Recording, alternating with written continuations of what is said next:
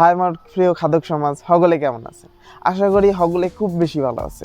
আর আপনাকে তো ভালো থাই লাগবে, কারণ হচ্ছে আপনারা যদি ভালো না থাকেন তাহলে মোর আয়োজন সব বৃথা। যাই হোক, আজ একটা মজাদার চিকেন গ্রেভি বানাবো, যারা ঘরে বইয়া মজা করিয়া রুটি পরোটা অথবা পুরির লগে একটা মজাদার চিকেন গ্রেভি খাইতে চান, সেগুলো গিয়ে আজকে আয়োজন। আর এই পুরা আয়োজনটা জুড়িয়ে মই আছি রয়্যাল কুজিন ভিডিওর পক্ষ থেকে ধৃতা রায়। চলুন দেখে নেওয়া যাক কেমনে বানাবো। মনুরা এই জায়গা মোরা প্রথমে কিলো লইছি মুরগির 800 মাংস। এখন এটা মাহানের লেগে প্রথমে মোরা জিরার গুঁড়া দিয়ে দিতে আসি 1 টেবিল স্পুন, দিয়ে দিতে আসি মরিচের গুঁড়া স্বাদ মতো, দিয়ে দিতে আসি হলুদের গুঁড়া 1 টেবিল স্পুন, এরপর দিয়ে দিতে আসি ধনিয়ার গুঁড়া 1 টেবিল স্পুন। এগুলো দেওয়ার পরে এর মধ্যে দিয়ে দিব আদা রসুন বাটা 1 টেবিল স্পুন, দিয়ে দিতে আসি টক দই 1 টেবিল স্পুন, দিয়ে দিতে আসি লেবুর রস, এটা মুরগির স্ট্রং ফ্লেভার দূর করার লেগে এটা দিয়ে দিতে আসি। লবণ দিয়ে দিছি স্বাদ মতো। এখন মাহান হয়ে গেলে মোরা এটারে প্রায় 20 থেকে 30 মিনিটের জন্য রেস্টে রাখিয়ে দিব। এখন মোরা গ্রেভিটা বানাবো, হেলেকে প্রথমে তেল গরম করে নিয়েছি। তেলের দাম বেশি, হেলেকে তেল বেশি অপচয় করা যাবে না। তেল গরম হয়ে গেলে এর মধ্যে দিয়ে দিব তেজপাতা, লং, দারচিনি, এলাচ এবং শুকনো মরিচ।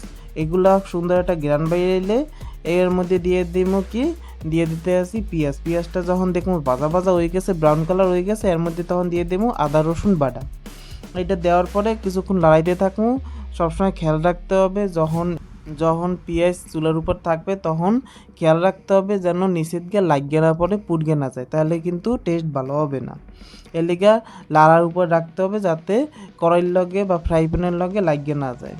যখন দেখুন ব্রাউন কালার ভালো করে হয়ে গেছে তখন এর মধ্যে মশলা দিয়ে দেবো। হেলেকে প্রথমে দিয়ে দিয়েছি জিরার গুঁড়া 1 টেবিল স্পুন, হলুদের গুঁড়া 1 টেবিল স্পুন, ধনিয়ার গুঁড়া 1 টেবিল স্পুন, দিয়ে দিছি কি কাঁচামরিচ কুচানো। এই জায়গায় আপনার কাঁচামরিচটা ব্লেন্ডার করেও দিতে পারেন। আর এটা কি যে পরিমাণ দেবেন এটা হচ্ছে আপনার উপর নির্ভর করে, হ্যাঁ, কারণ আপনি যদি বেশি ঝাল খান বেশি দেবেন, কম খাইলে কম দেবেন। এর মধ্যে এরপর দিয়ে দিয়েছি কাশ্মীরি চিলি, এটা ভালো কালারের লেগে দিয়ে দিয়েছি, এটা খুব একটা ঝাল নেই। এরপর দিয়ে দিয়েছি টমেটোর পিউরিটা দেওয়ার পরে একটু লাড়ামু। যখন দেখবো যে লড়াইতে তেল ছাড়িয়ে দিয়েছে, জাল দিতে তেল ছাড়িয়ে দিয়েছে, তখন এর মধ্যে টক দই দিয়ে দিব। এটা আপনারা চাইলে দিতে পারেন, নাও দিতে পারেন। যখন দেখবো যে টক দইটা দেওয়ার পর আবার তেল ছাড়ছে তখন এর মধ্যে লবণ দিয়ে দিব। এটা হচ্ছে আপনাকে স্বাদ মতো। এটা দেওয়ার পরে আবার কিছুক্ষণ লাড়িতে থাকবো। কিছুক্ষণ লাড়ানোর পরে এর মধ্যে দিয়ে দেবো মোরা যে আগেই মাহাই লইছিলাম যে মাংসটা, ওইটা এর মধ্যে দিয়ে দেবো। এটা দেওয়ার পর একটু ভালো করে লাড়ামো যাতে মশলাগুলা এই মাংসের মধ্যে ভালো করে লাগিয়ে যায়। নাড়াইতে দেখবো যখন যে ভালো করে লাগিয়েছে মশলাগুলা মাংসের মধ্যে, তখন কি করবো এটা ঢাকিয়ে দেবো। এটা প্রায় 20 থেকে 25 মিনিট লেগে ঢাকিয়ে দেবো যাতে ভালো করে এটা বয়েল হয় এবং মশলাগুলা মুরগির মধ্যে ভালো করে ঢুকে। এই যে আমরা দেখতে পাই 20 মিনিট পর ফিরে গেছি। এর মধ্যে আমি দিয়ে দিয়েছি দুধ, আপনারা চাইলে পানিও দিতে পারেন। দুধ দেওয়ার কারণ হচ্ছে মাংসটা যেন খাইতে ভালো লাগে। এখন যখন দেখবো যে আবার তেল ছাড়িয়ে দিয়েছে তখন এটার উপর দিয়ে দেবো ম্যাগি মশলা, এটা অপশনাল, আপনারা চাইলে দিতে পারেন। এটা একটু আরও মজা করার লেগে দিয়েছি। এটা দিতেও পারেন, নাও দিতে পারেন, দিলেও চলবে। এরপর দিয়ে দিব এর মধ্যে ধনিয়া পাতা দেওয়ার পর উপরকে গরম মশলা ছিটিয়ে দেবো। বানানো হয়ে গেছে মজাদার মুরগির কষা মাংস।